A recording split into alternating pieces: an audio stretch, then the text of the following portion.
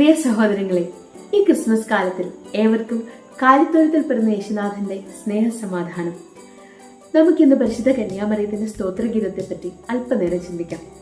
അവിടുത്തെ ഭക്തരുടെ മേൽ തലമുറകൾ തോറും അവിടുന്ന് കരുണ വർഷിക്കും. വിശുദ്ധ ലൂക്കായുടെ സുവിശേഷം 1-ാം അധ്യായം 50-ാം വാക്യം. നമുക്ക് ലഭിക്കുന്ന കരുണയുടെയും കരുതലിന്റെയും അനുഗ്രഹങ്ങളുടെയും ഉറവിടം ദൈവഭക്തിയാണ്. അടിയുറച്ച ദൈവാശ്രയബോധം എല്ലാ പ്രതിസന്ധികളെയും വിജയകരമായി നേരിടാൻ നമുക്ക് കരുത്തു തരുന്നു.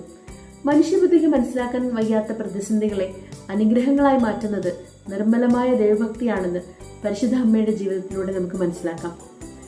മനുഷ്യ ജീവിതത്തിലെ എല്ലാ അനുഗ്രഹങ്ങളുടെയും ഉറവിടം ദൈവഭക്തിയാണ്. ദൈവഭക്തി മനുഷ്യനെ പ്രയാസങ്ങളെ അതിജീവിക്കാൻ കരുത്തുള്ളവനാക്കുന്നു. തന്റെ കൂടെ വേറെ ആരുമില്ലെങ്കിലും ദൈവമുണ്ടെന്ന ബോധ്യം ആത്മവിശ്വാസം വർദ്ധിപ്പിക്കുകയും ദുഃഖസമയത്ത് ആശ്വാസം നൽകുകയും ചെയ്യുന്നു. അമ്മമാരെ, അപ്പന്മാരെ, നമ്മുടെ പ്രാർത്ഥനയാണ് നമ്മളുടെ മക്കളുടെ അനുഗ്രഹങ്ങൾക്ക് അടിസ്ഥാനം. പരിശുദ്ധ അമ്മയുടെ സ്തോത്രഗീതത്തിൽ അമ്മ ഓർമ്മിക്കുന്നതും ദൈവം പൂർവ്വപിതാക്കളോട് ചെയ്ത വാഗ്ദാനം അനുസരിച്ച് തലമുറകളുടെ മേൽ ചൊരിയുന്ന കരുണയാണ്. നമ്മുടെ നിർമ്മലമായ ഭക്തി നമുക്കും വരും തലമുറകൾക്കും അനുഗ്രഹത്തിന് കാരണമാകട്ടെ. നന്ദി.